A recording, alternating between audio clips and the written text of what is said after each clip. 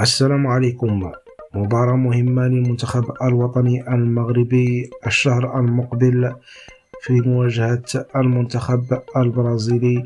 هذه المواجهة التي ستقام على أرضية ملعب ابن بطوطة بطنجة يوم 25 مارس المقبل على الساعة 10 ليلا. هذه المقابلة سيتم نقلها على قناة الرياضية وستحظى بمشاهدة جماهيرية كبيرة.